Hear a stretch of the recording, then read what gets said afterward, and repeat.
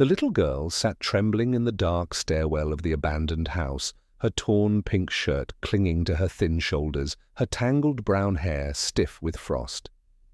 She clutched a teddy bear so tightly against her chest its seams stretched, one glass eye hanging loose. Her lips moved in a whisper, cracked by cold and fear. "If I'm good, will he stop?" "Please, make him stop." Her words drifted into the night, swallowed by the storm battering the windows. Snow pushed through cracks in the walls, laying a white shroud over the floorboards.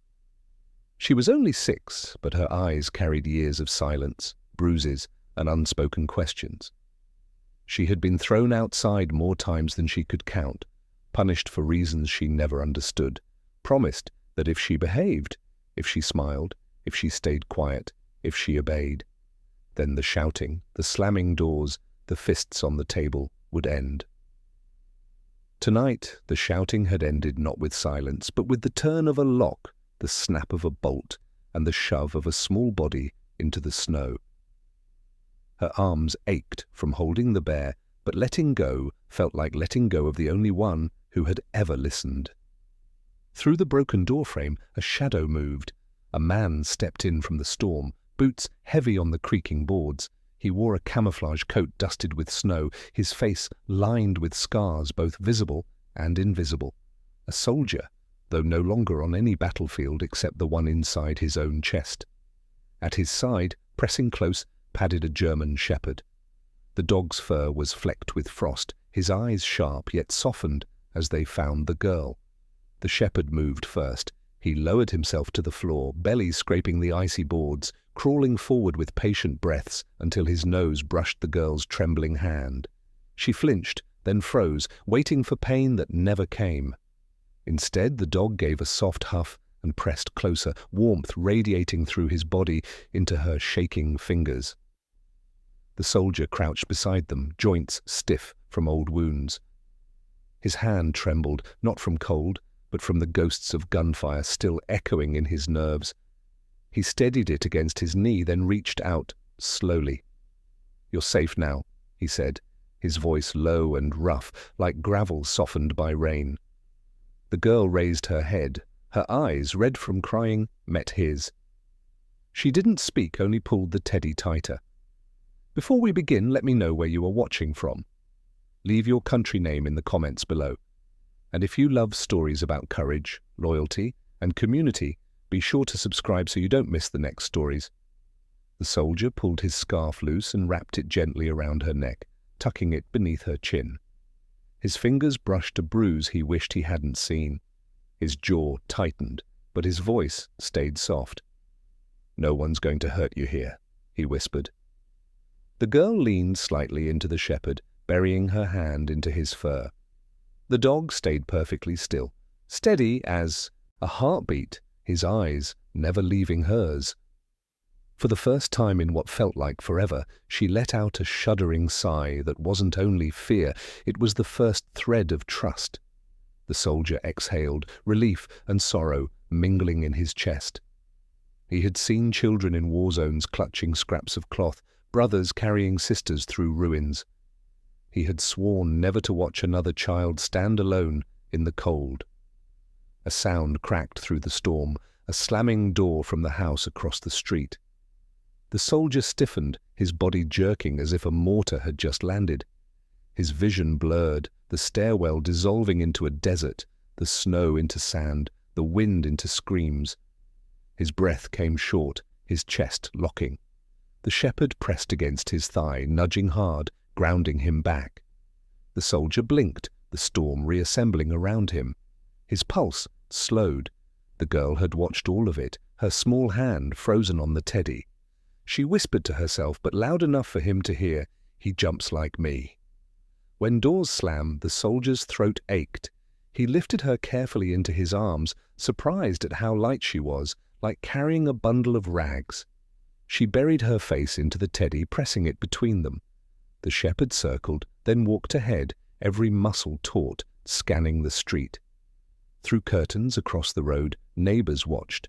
They saw the soldier carrying the girl into the night, the shepherd leading. but no one opened their doors.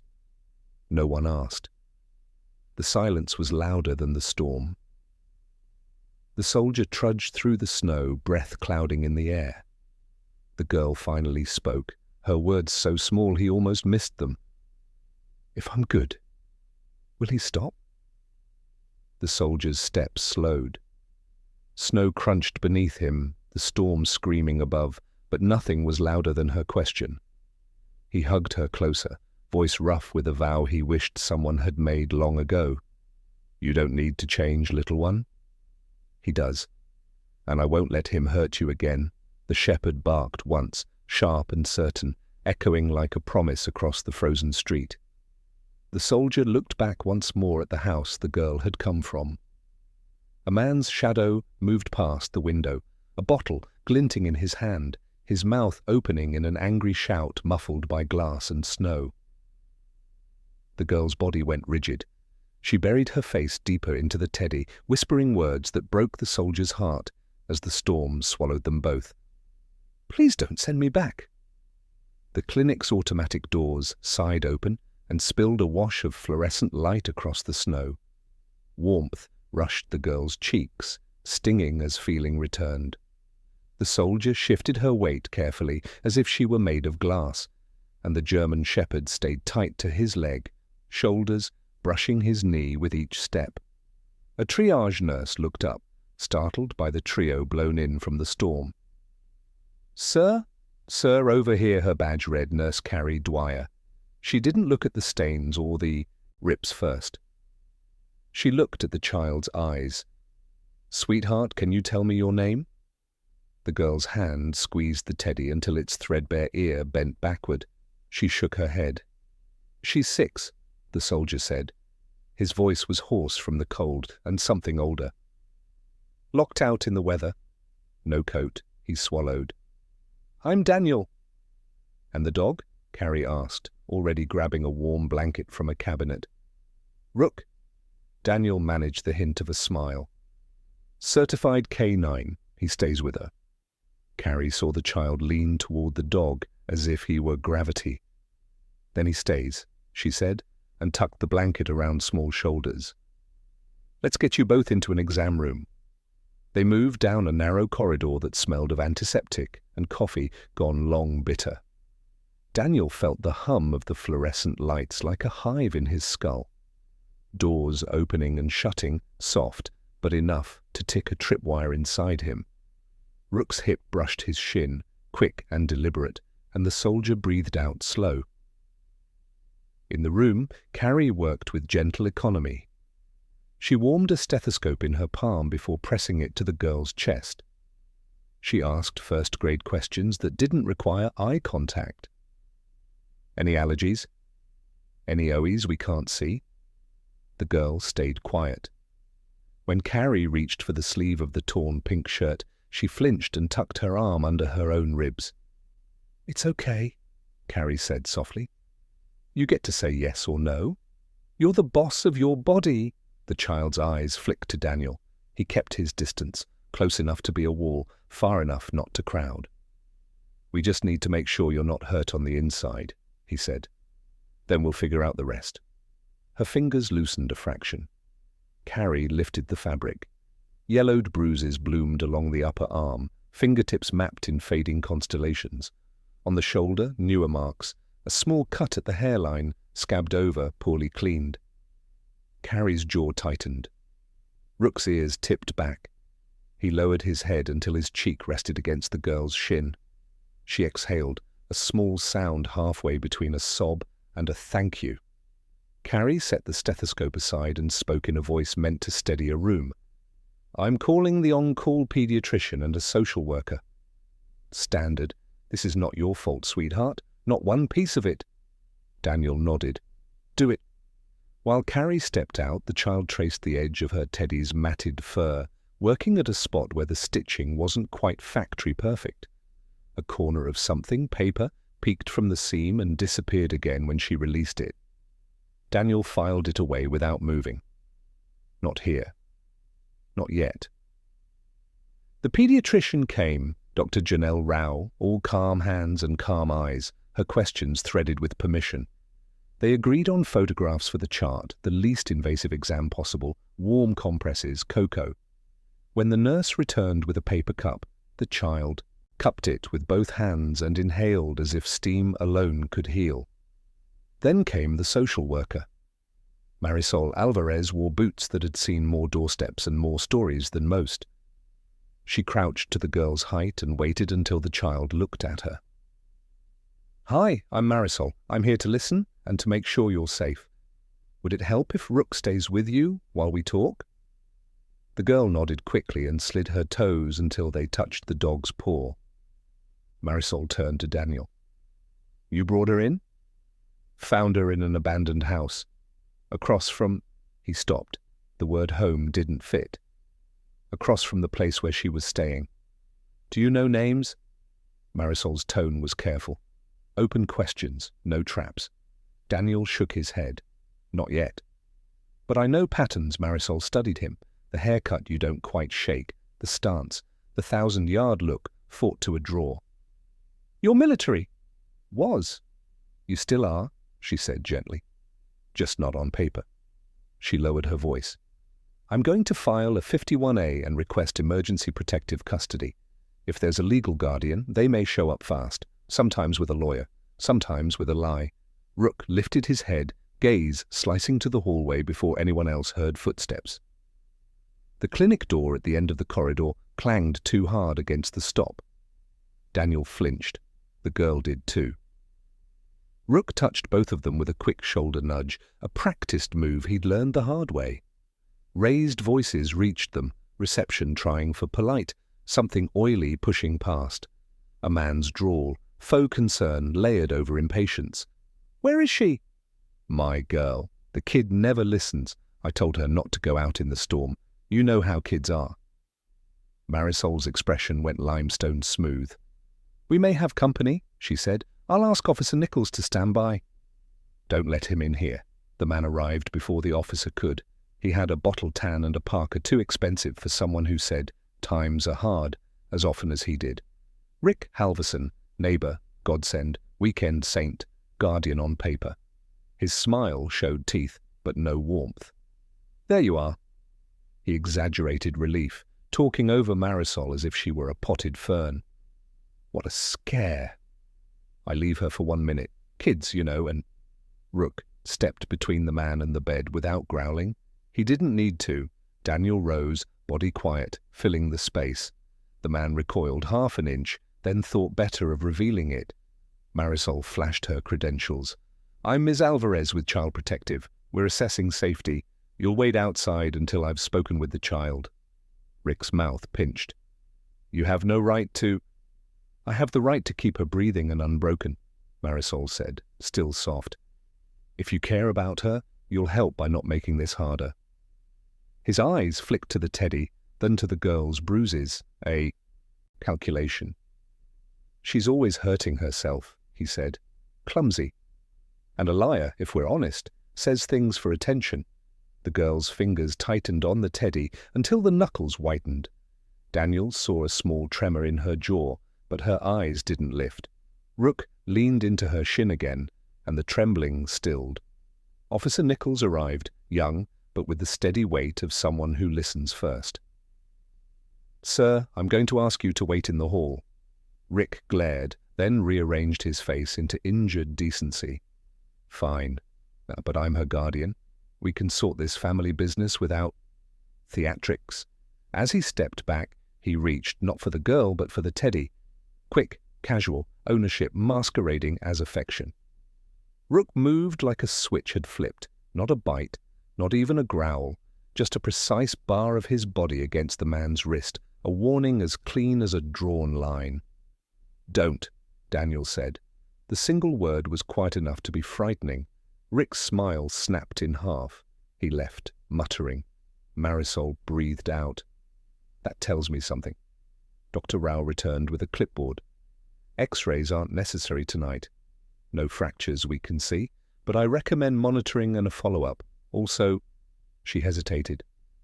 "These bruise patterns don't match clumsy. They match fingers." She lowered her voice. "Documented." Marisol nodded. We'll place her at the shelter tonight under protective hold. Tomorrow? Emergency hearing? She glanced at Daniel. You coming? If you'll let me. Court doesn't often like wild cards. Marisol's smile was brief. But I've seen judges look into a man's eyes and decide what papers miss. A small voice tugged at their conversation. The girl had turned the teddy in her lap. The imperfect seam again. Daniel crouched near the bed. May I? He asked, palms up, inviting refusal. She looked at Rook. The dog blinked, as if saying your call. She gave the bear over. Daniel didn't cut, not yet. He pressed the seam with his thumb and forefinger, felt the give of hidden edges. Something thin, folded. He held the bear to the light, saw the shadow of a shape within. He looked back at the child. Did someone give this to you? She nodded. Her lips formed mommy. Then a newer word. Before. Marisol's gaze sharpened. We'll document the item and... The corridor lights flickered. Once, twice. The building did not like storms, but this flicker felt less like wind and more like fingers. At the nurse's station came a soft beep, beep, beep as monitors clicked to battery. Carrie swore under her breath and reached for a flashlight. Officer Nichols's radio crackled and died. He tapped it. Nothing. Rook stood, every line of him a wire. He stared at the closed door, then at the ceiling vent, then back to the door. His head tilted, until the soldier knew someone is where they shouldn't be. Daniel ran his palm down Rook's spine. Steady, easy, wait. He moved the girl's bed a fraction toward the wall, making an L of protection with the sink cabinet. Marisol, he said, you got a back exit. Down the hall to the left, she said, already flipping her phone to flashlight. No signal. Carrie appeared in the doorway with a battery lantern. Power's out from Pine Street to the river. The generators... She stopped when she saw Daniel's face. What is it? Lock this door. He didn't wait to see if she obeyed. He slid the bolt himself and put his shoulder to the frame. Down the corridor, something metal kissed tile. Not loud, purposeful, the kind of sound men make when they believe everyone else is asleep. The girl's breath hitched. She curled around the teddy, pulling it under her chin like a shield. If I'm quiet, he goes away, she whispered into its ear, reciting a rule that had never saved her. Daniel crouched so his eyes were level with hers. You don't have to be quiet anymore. He looked at Rook. On me. The shepherd placed himself so his body covered the child's legs, but kept his head toward the door, eyes bright, chest barely moving. A statue that breathed. Marisol whispered, I'm calling it in.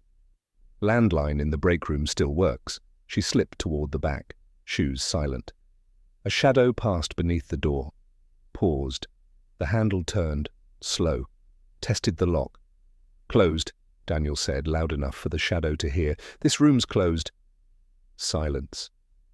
Then a voice oiled through the seam. You're making this harder than it needs to be, hero. Daniel's scars remembered a different corridor, a different voice. His heart rattled hard enough to hurt. The door handle rattled once, harder. In the bed, the girl pressed the bear to her mouth and whispered words that seemed older than she was. Daddy's not dead. The sentence hit the room like a flare. Dr. Rao's eyes widened. Carrie looked at Daniel, then at the child. Rook lifted his head an inch, alert to the change in air. Outside, the shadow stilled, listening, because the truth had slipped, and truth is the only thing that scares liars. The hallway went quiet enough to hear snow strike the windows. The handle turned again, slow, and stopped. Daniel reached for the bedside rail, his voice low, steady, meant for one pair of small ears. I heard you, he said. We'll find out everything. I promise. The shadow shifted, footsteps retreated or repositioned. Hard to tell in a building built on echoes. The teddy's seam pressed into Daniel's palm like a pulse trying to be found. He felt the folded shape within, not night's work, tomorrow's. But he understood now why a man might shut off power to a street just to open a door. He put the bear back into the child's arms. "Hold on to him," he said. "Hold on to the truth." Rook's chest rumbled, a quiet thunder that promised the next person through that door would meet more than one protector. And in the humming dark of a small-town clinic, between battery lights and a storm that erased footprints as soon as they were made, danger crouched just beyond the frame, listening to a child who had finally said the words no one else would. "Daddy's not dead." The power hummed back to life at dawn, fluorescent lights flickering like reluctant stars across the clinic's ceiling. The generator had kicked in after midnight, but no one had slept much. Daniel sat against the wall, Rook's head on his lap, the little girl curled on the cot with the teddy crushed to her chest. Her whisper from the night before still burned through his ribs. "Daddy's not dead." Daniel knew the kind of statement that was, not a childish wish, a fragment of truth pressed into fabric, hidden in seams, clutched until bruises faded and came again. He had lived long enough to recognize intelligence buried in whispers. Marisol returned in the morning, a thermos in one hand, her other wrapped around folders thick with forms. Her eyes were lined from a night spent filing emergency motions. "Protective custody hearing at noon," she said. "We'll have to move." Dr. Rao frowned. "She's barely warmed up." "Moving her is necessary," Marisol interrupted gently. "If we wait, paperwork eats her alive before the man outside does." The girl stirred, blinking against the light. She tugged the scarf Daniel had given her tighter around her throat. "Do I have to go back?" she whispered, not looking at anyone. Daniel crouched beside her, his knees aching. "No," he said. "Not if I can help it." Rook pressed his nose under her hand, nudging until she gave a faint smile. It lasted only a moment, but it was the first crack in her armor. The courthouse smelled of polish and winter coats damp from melted snow. Families waited with folders, lawyers whispered in clusters, officers stood watch. Daniel had been in plenty of arenas that smelled of fear, but this one pressed it into paperwork. Inside the small courtroom, the judge looked more weary than stern. Judge Ellen Park, silver hair cut short, eyes sharp but tired, flipped through the file Marisol handed up. Case number 23-417, protective custody hearing for minor Jane Doe, no legal name provided. The girl clutched her teddy tighter. "Guardian listed as Rick Halverson," the clerk said. "Present in court." Rick stood. His coat was expensive again, his hair combed, his expression carefully wounded. "Your Honor, I just want my girl back."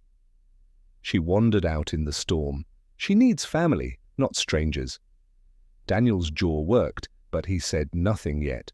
Marisol spoke. "Your Honor, the child was found locked out in sub-zero conditions, underdressed, with visible bruises consistent with abuse. Guardian failed to seek medical treatment. Statements indicate repeated neglect." Rick laughed softly. A sound meant to sound. Reasonable. Kids fall down. They make up stories. She's imaginative. She clings to that stuffed bear and invents things. The girl whispered into the teddy. Only Rook heard, ears twitching, and nudged Daniel. "Would the child like to speak?" Judge Park asked carefully. The girl shook her head violently. "Then the court will consider documented evidence." The judge leafed through photographs, bruises, the medical notes. Her lips tightened. "Mr. Halverson, why should I not grant protective custody pending further investigation?" Rick spread his hands. "Because I loved her father. He was my friend. When he passed, I stepped in. She doesn't know what's real anymore. She even says—" He paused, feigning discomfort. "She says her daddy isn't dead." He shook his head sadly. "It's delusion. Trauma." Daniel's eyes snapped to the teddy in her lap. The seam bulged faintly where paper pressed. He cleared his throat, standing slowly. "Your Honor, with respect, kids don't invent everything. Sometimes they hold on to the only truth they've got. That bear's been with her the whole time. Something's inside it." Rick stiffened. "That's her toy. You can't—" Judge Park lifted a hand. "If the Guardian has nothing to hide, he should not object to verifying a potential piece of evidence. Carrie, the nurse, had testified already. Now she stepped forward, scissors in hand from her bag. The girl's eyes widened in panic, her grip on the teddy frantic. Daniel knelt, palms open. "Hey," he said gently. "No one's taking him from you. We're just looking. If you want, I'll hold him with you." Together, Rook pressed his nose under her elbow. Slowly, trembling, she let Daniel hold one paw of the teddy while she held the other. Carrie snipped carefully at the seam. A folded piece of paper slid free. Yellowed, creased, ink faded but legible. Judge Park leaned forward as Marisol unfolded it. Her brows rose. "This appears to be a letter, signed by Staff Sergeant Michael Carter." Daniel's breath hitched. He remembered that name. A fellow soldier listed KIA 5 years ago. Marisol read aloud, "If anything happens to me, do not trust Halverson. He's after the insurance. Protect my daughter. She is everything."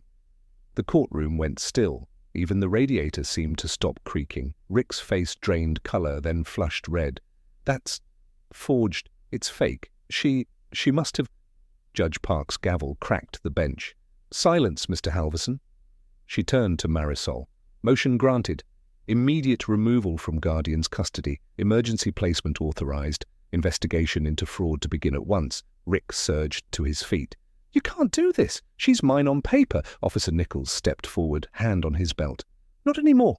Rook stood, body taut, eyes locked on Rick as if waiting for one wrong move. The girl pressed into Daniel's leg. Teddy still clutched even with its seam torn. Judge Park wrote quickly, "Hearing adjourned. The child will remain under protective services until a suitable placement is determined." Rick's voice dropped low, venomous. "You think this ends here, soldier?" Papers burn, memories fade. She'll come back. Daniel stepped between him and the girl, every scar on his body burning like a warning. "Not while I'm breathing." Rick's eyes flicked to the teddy, to the girl, to Rook. A calculation ran across his face, then he turned sharply and stormed out, coat snapping like a flag retreating. The gavel fell again, but Daniel knew courtrooms end with gavels. Real battles don't. Outside, the snow had stopped, but the cold was sharper than ever. The girl clutched his sleeve, whispering into the scarf he'd wrapped around her. "Will he find me?" Daniel looked down at Rook, who stood unblinking, ears high, chest steady as stone. "No," Daniel said, "because he'll have to get through us first." The child pressed her face into Rook's fur, whispering the smallest word Daniel had heard in years, one that wasn't plea, but fragile hope. "Please." The courthouse doors banged shut behind them, muffling the last echoes of the gavel. Outside, the sky was a bleak iron grey, the kind that promised more snow before nightfall. Daniel pulled his coat tighter around the little girl and held her close against his chest. Rook walked on the girl's other side, a shadow of fur and vigilance, nose testing the air. Marisol led them toward her car, a government sedan that had seen too many winters. "Protective shelters 15 miles out, small house, vetted staff, safer than here?" Daniel nodded, but his gaze never stopped sweeping the lot. Every parked vehicle felt like an ambush waiting. His hands twitched with old battlefield instincts he wished he didn't need anymore. The girl pressed the teddy bear against her cheek. Its torn seam had been restitched by Carrie in the clinic, but the paper inside was now sealed in an evidence bag. Without it, the bear looked emptier, yet she clung as if he still held secrets only she could hear. "Hungry?" Daniel asked softly. She hesitated, then nodded, lips chapped and pale. "Gas station on the way," Marisol said. "Grab food, let Rook stretch." The gas station was a flickering oasis of neon on the snowy highway. The pumps were half buried in drifts, the lot empty, but for a single pickup idling near the side. Daniel didn't like it, but the girl's thin frame reminded him hunger could be as sharp as bullets. Inside, fluorescent lights buzzed overhead. The air smelled of coffee burned to tar and shelves lined with candy. The girl's eyes widened at the sight of bright wrappers, but she didn't reach for any. She just stared, Teddy clutched, waiting for permission that had never come before. "Pick one," Daniel said, her brow furrowed, unsure. "Anyone," he repeated. She reached for a small chocolate bar, fingers tentative, as though expecting it to be yanked away. When no one stopped her, she hugged it close, almost in disbelief. Daniel's chest ached. Rook brushed against his leg as if reading his thoughts. Marisol collected sandwiches, bottled water, and chips. She swiped her card at the counter, offering the clerk a tired smile. That's when Daniel noticed it. The pickup outside hadn't left. Its engine still idled, exhaust streaming pale against the dark. And the man leaning against it, Rick Halverson. Daniel's pulse spiked, his hand clenched against the counter. Rook's ears snapped forward, body coiling. Rick hadn't seen them yet, but his gaze scanned the lot like a hunter waiting for the right moment. "Marisol," Daniel muttered. "He's here." Her face didn't change, but her knuckles whitened around the receipt. Back door, now they moved quick. Daniel lifted the girl again, her chocolate clutched in one hand, Teddy in the other. Rook led, nails clicking sharp against tile. The clerk looked up, puzzled, but didn't ask. The rear exit opened to an alley half blocked by snowdrifts and trash bins. Cold air slammed them. Daniel's boots sank deep, but he pushed forward. Behind them, the front bell jingled. Too loud. The girl stiffened. She knew that sound. "Jane!" Rick's voice carried, syrupy and cruel. "Jane, come on out. Time to go home." The girl's nails dug into Daniel's coat. Her breath came fast and shallow. "No, no, no. Quiet," Daniel whispered, tightening his hold. "I've got you." They reached the sedan. Marisol yanked the back door open. Rook leapt in first, circling, then settled with eyes locked on the lot. Daniel set the girl inside, snapping the seatbelt, then slid in himself. Rick appeared around the corner, grin sharp, hands spread as if in welcome. "You can't keep her, soldier. Papers or not, she's mine. She knows it." Marisol floored the gas. Tires spun, snow spitting, then caught traction. The sedan lurched forward, fishtailing onto the road. Rick's pickup roared to life behind them, headlights glaring in the mirror. The girl whimpered, pressing the Teddy to her face. "He'll take me back." "Look at me," Daniel said, twisting in his seat despite the sway. "You're not going anywhere with him." "Not while I breathe." Her eyes met his, wide and terrified, but there was a flicker, the smallest spark of belief. Rook barked once, sharp and defiant, and braced himself against the seat, steadying the child with his body as the car swerved again. Behind them, Rick's truck closed the distance, bumper gleaming inches from the rear window. "Hold on," Marisol hissed, gripping the wheel. "He wants to scare us off the road." Daniel's hand brushed the scar at his temple. Triggers hummed. Explosions, desert convoys, ambushes in alleys. His breath staggered. For a heartbeat, the headlights behind them weren't a pickup, but enemy fire. He heard screams, smelled cordite. Rook shoved his head against Daniel's arm, grounding him. Daniel blinked, the snow rushing back into focus. The girl whispered, urgent, trembling, "Don't leave me." Please, Daniel turned, steady again, his voice firm. "I won't." Rick's truck rammed them. Metal shrieked. The sedan jolted sideways, tires fighting for grip. The girl screamed, "Seatbelt!" Daniel shouted, shoving her back against the seat, his arm braced in front of her. Rook planted himself like a wall, his chest pressed into her legs, anchoring her in place. Rick's headlights loomed larger, closer, like the mouth of something hungry. Marisol swore, spinning the wheel. "Bridge ahead." "If we don't shake him." Daniel looked at the girl, at the Teddy clutched in her arms, at the fear that had ruled her life too long. He turned to the shepherd, who met his gaze with eyes that had seen war and chosen loyalty every time. "On me," Daniel muttered, a soldier's vow. Rook's tail flicked once. "Ready." The sedan hurtled toward the bridge, snow whipping off the guardrails, headlights trembling on the frozen surface. Behind them, Rick's truck gunned forward for one last strike. The girl closed her eyes and whispered into the bear, words broken but fierce. "Daddy, help us." The bridge groaned under their wheels, and then the truck slammed again, harder. The sedan lurched, fishtailing toward the edge. The sedan skidded sideways across the icy bridge, tires shrieking against a surface that offered no mercy. Snowflakes whipped like needles through the headlights' beams. The guardrail loomed too close, thin and fragile against the weight of steel. Daniel's arm shot across the girl's chest, bracing her as the car slammed once, twice, against the railing. The metal screamed, bending under the impact. The girl's cry was muffled against her teddy, her eyes wide with the silent terror of a child who had already learned what it was to fall. "Hold tight!" Marisol shouted, knuckles white on the wheel. Rick's truck roared behind them, headlights glaring like predators' eyes. He gunned forward, intending one final shove. Daniel's mind flashed back. Convoy in Afghanistan, narrow mountain road, headlights in the rear view, before the explosion tore steel apart. His breath locked, his body froze. For an instant, he wasn't on this bridge, but back there, dust and blood in the air. Rook slammed his paw onto Daniel's thigh, claws pricking just enough to ground him. The soldier blinked, the nightmare dissolving into snow and a girl's fragile frame under his arm.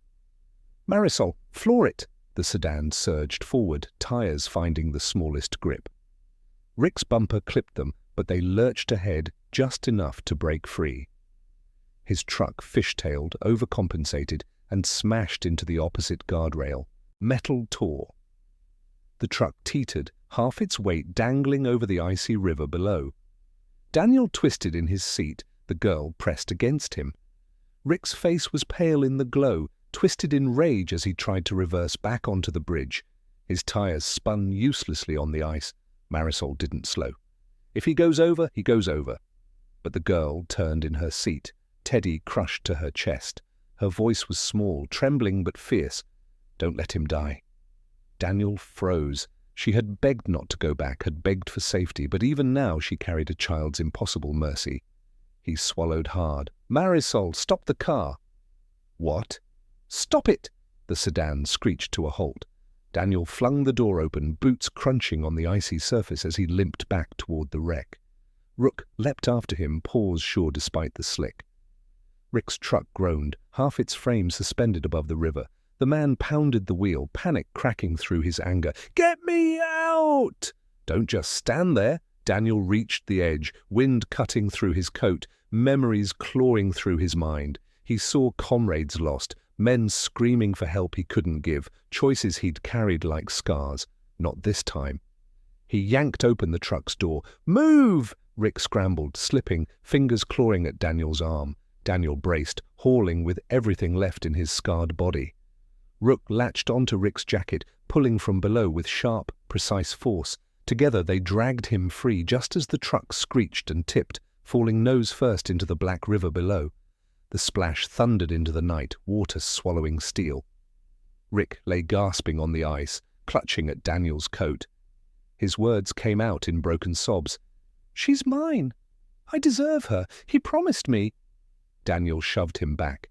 "You deserve nothing. Not her. Not his name. Nothing." Officer Nichols's cruiser screamed onto the bridge, red and blue lights flashing across the ice. He leapt out, weapon drawn, shouting for Rick to stay down. Within minutes, Rick was in cuffs, muttering curses through chattering teeth. The girl watched from the sedan, her face pale, but her eyes locked on Daniel. When he returned, she reached for him, Teddy first, as if offering him the only piece of safety she had left. He took it, then placed it back in her arms. "You saved him," Daniel said softly. "I didn't want to," she whispered. "But Daddy said we don't let people fall." Daniel's chest tightened. He smoothed her hair back from her face, snow melting into tears. Marisol exhaled from the driver's seat, her hands trembling on the wheel. "We need to move before anyone else shows up. Shelter's still waiting." They drove in silence. Rook stretched across the girl's lap, his steady breathing lulling her trembling body. As the miles slipped under the tires, she whispered again, not to anyone in the car, but into the Teddy's ear. Daniel caught only fragments. Daddy's not dead. He's coming back, he promised. Daniel's gaze met Marisol's in the mirror. Neither spoke. The truth was a shadow in the seam of a toy, a secret that had almost drowned on a frozen bridge. For now, they had survived. But survival was only the first step. The shelter sat at the edge of town, a squat brick house softened by strings of old Christmas lights no one had bothered to take down. The snow on its roof sagged heavy, muffling the world around it. For most, it was just another building. For children pulled from homes in the dead of night, it was a temporary island. Daniel carried the girl inside. She had fallen half asleep in the car, cheek pressed into Rook's fur, her teddy wedged between them. When her eyes cracked open at the door, she looked startled, then whispered, "Not home." "No," Daniel said quietly. "Not that home." A safe place inside, a kind-faced woman named Martha Keegan greeted them. She wore a cardigan that smelled faintly of cinnamon, her eyes creased with the kind of exhaustion that came from years of being the one who stayed when everyone else turned away. "We got a warm bed, sweetheart," Martha said, crouching so her voice met the girl's ears, not her fears. "And hot cocoa if you'd like." The girl hesitated, shrinking closer into Daniel's coat. Rook slid in beside her, body angled like a shield. "She trusts him," Daniel said, nodding to the shepherd. "Then he stays," Martha agreed without hesitation. Later, as snow piled against the shelter's windows, the girl sat at the kitchen table, hands wrapped around a steaming mug. She didn't drink it right away, just let the warmth seep into her fingers as if trying to remember what warmth was. Marisol stacked paperwork beside Daniel. "Rick's in custody," she said. "Charges for child endangerment and fraud, but court moves slow. Bail hearings, appeals, motions. He's slippery." Daniel rubbed his temple. "The letter proves intent. Insurance fraud. At least, intent isn't always enough," Marisol said. "Without corroboration, he'll argue it's forged." Daniel's gaze drifted to the teddy bear sitting on the table. "Then we find corroboration." The girl stroked the bear's stitched seam. She whispered something Daniel barely caught. "Daddy's not dead." His throat tightened. He crouched beside her. "Sweetheart, you said that before. Can you tell me what you mean?" She shook her head, violently, eyes wide. Her whisper frayed at the edges. "If I tell, he'll come." "Who?" Daniel asked, gently. Her lips pressed tight. She buried her face in Rook's fur, shutting the world out.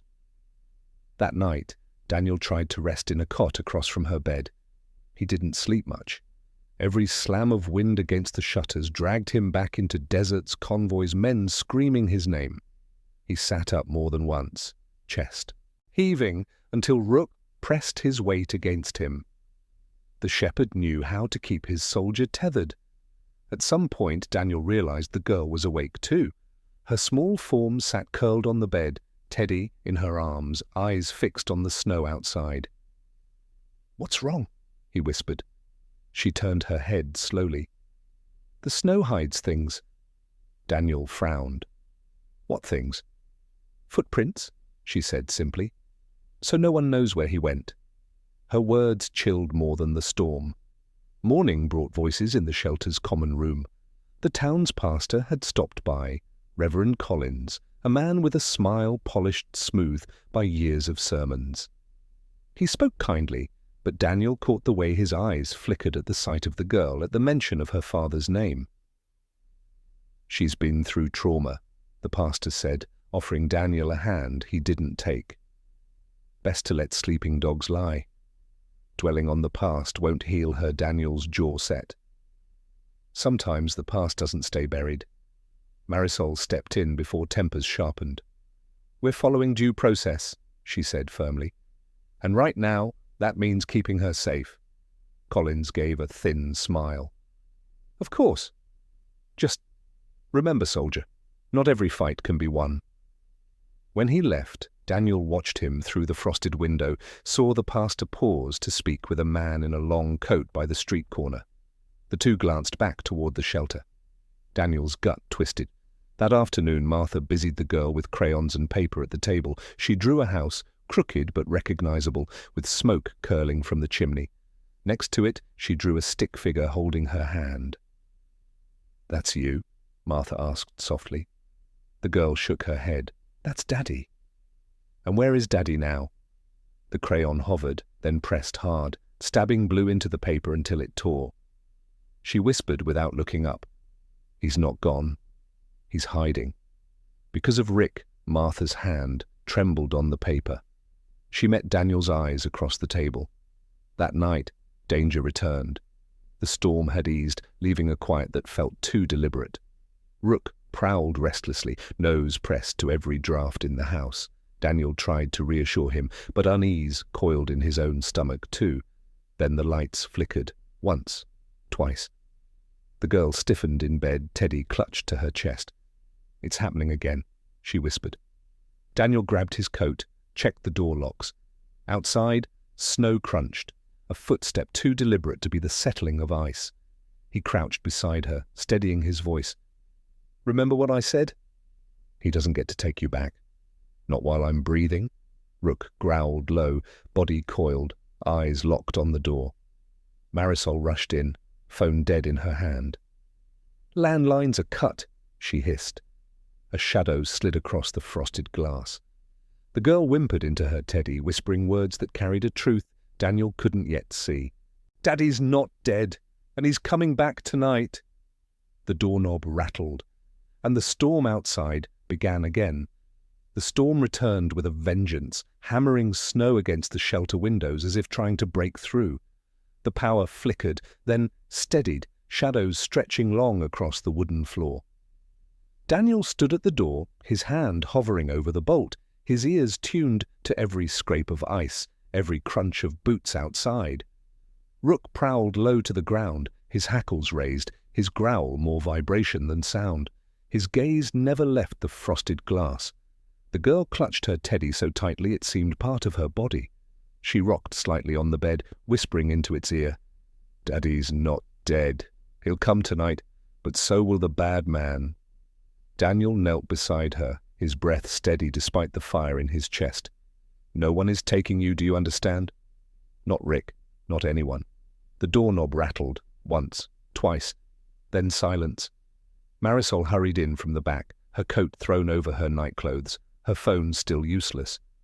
"Lines are cut. Cell towers out. Someone wants us isolated." Martha clutched a flashlight, her face pale. "The back windows, I thought I saw movement." Daniel drew a deep breath. His body remembered firefights, sieges, the way enemies circled before striking. He pushed those ghosts down and listened only to the present, the sound of the girl's trembling breath, the weight of Rook's growl, the rhythm of his own heartbeat. "Barricade the kitchen door," he ordered. "Get the girl to the cellar." "No," the girl whispered, shaking her head fiercely. "If we hide, he finds us." "He always finds us." Before Daniel could answer, glass shattered at the rear of the house. A brick tumbled across the floor, snow sweeping in after it. Rook lunged toward the sound, barking thunder into the night. Daniel grabbed the girl, tucking her against his chest, and moved her toward the cellar stairs. "Go, Marisol!" Now, but before they could descend, the front door splintered inward. Rick Halverson staggered inside, his face twisted with fury and desperation, flanked by two men in heavy coats. They weren't strangers. Daniel recognized them from town, the mechanic, the deacon, faces that had looked away too many times. "You can't keep her!" Rick shouted over the storm. His eyes burned wild. "She's mine!" "She's my ticket, my right. Her father owed me," the girl screamed, burying her face in Daniel's chest. Daniel stepped forward, Rook at his side. His voice was steel. "You had your chance to be a guardian. All you ever did was break her. That ends now," the mechanic sneered. "She's worth money. Benefits. You don't know how things work around here, soldier." Daniel's scars burned, memories flooding of men who said the same in war zones, children as currency, as leverage. He shook, his body locking. The storm outside became mortar fire, this Shouts became gunfire. His breath faltered, chest seizing. Rook pressed hard into his leg, a living anchor. The dog's eyes locked on his, pulling him back into this moment, this fight. Daniel blinked, the ghosts receding. "Stay behind me," he told the girl, lowering her gently. "Hold Rook if you get scared." "He won't let go of you." Rick lunged forward.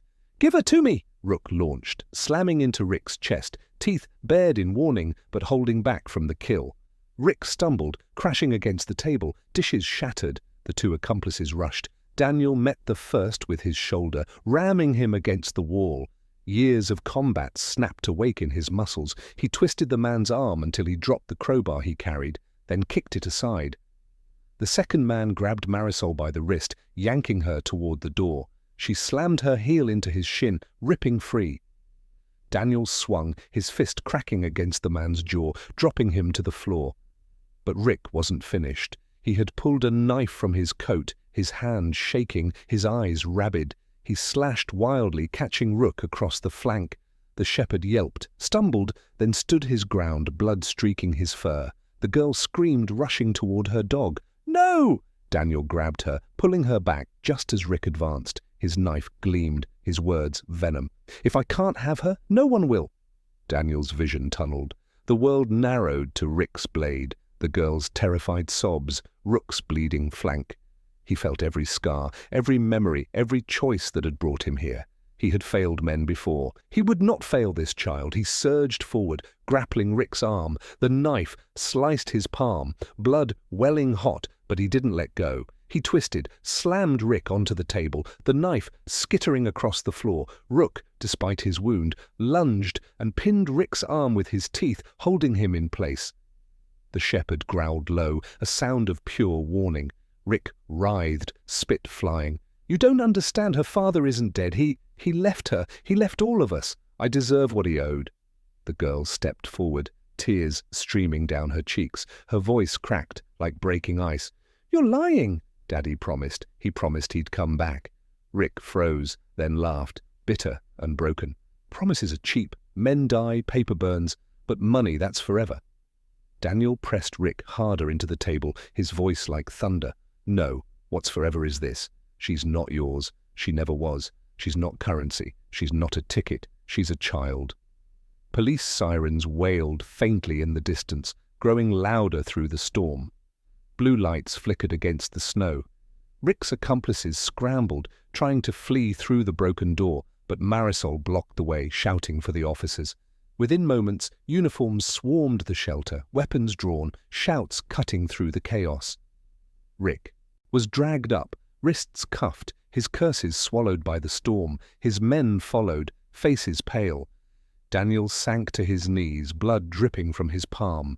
Rook staggered to his side, leaning heavy, eyes still sharp despite his wound. The girl ran to them both, dropping to her knees, wrapping her tiny arms around Rook's neck. "Don't leave me," she sobbed. "Not you too."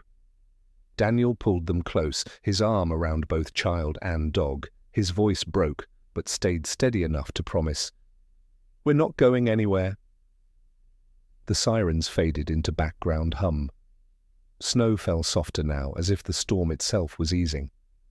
The girl pressed her face into Rook's fur, whispering words that pierced Daniel's heart with both hope and dread. "Daddy's not dead, and he's coming soon." The shelter smelled of blood and antiseptic. Rook lay on a blanket near the stove, his flank stitched by Dr. Rao, who had rushed through the storm as soon as she heard.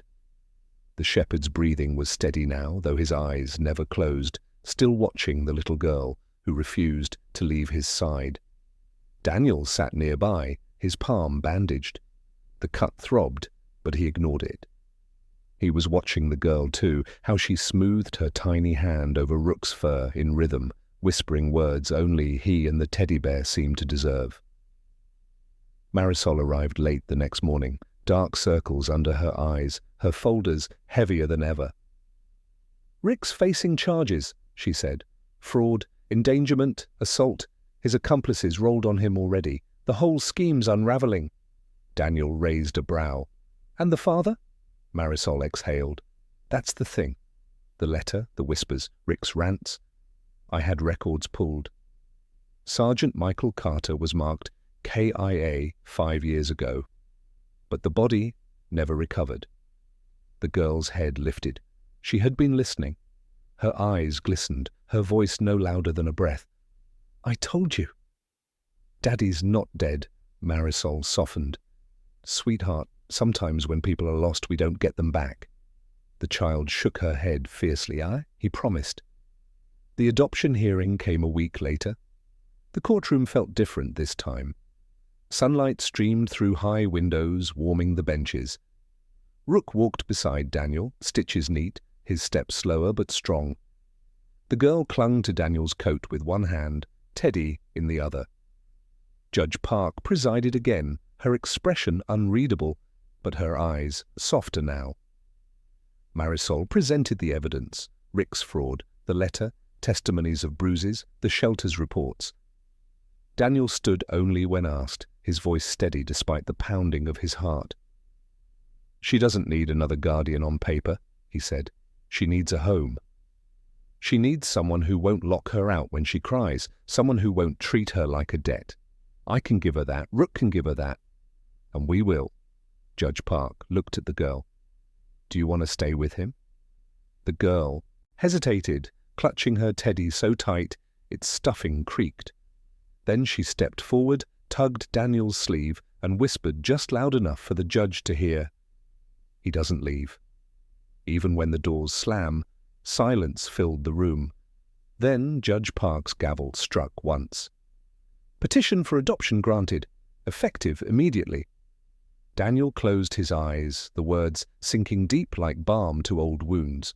When he opened them, the girl was staring up at him with something he hadn't seen before: trust, unbroken by fear.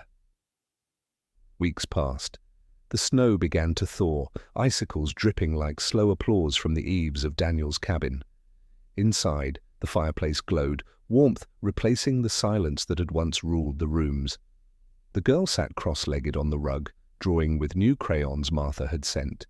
She sketched 3 figures: a man in a soldier's coat, a dog with bright eyes, and a little girl with a teddy. Over them she drew a sun, yellow, heavy, certain. Daniel watched from his chair, coffee cooling in his hand. Every slam of wind no longer dragged him under. Every whisper of memory no longer tore him apart. The ghosts were still there, but now there was something louder, stronger. The girl crawled onto the couch beside him, curling under his arm. Rook leapt up and lay at their feet, sighing deep, content. She held up her teddy, its seam repaired, but the weight of its secret forever felt. "Daddy left this for me," she said. "So I'd know the truth?" Daniel brushed her hair back gently. "And what truth is that?" She looked into his eyes, her voice steady for the first time since he had found her. "That I'm not alone. Not anymore." Daniel's throat tightened. He pressed a kiss to her hair, his scarred hand trembling only from the weight of tenderness. Outside, the thaw carried the last of the storm away. Inside, a family had begun. The girl whispered her final words into the quiet, not to her teddy this time, but to Daniel and Rook alike. "I'm home now.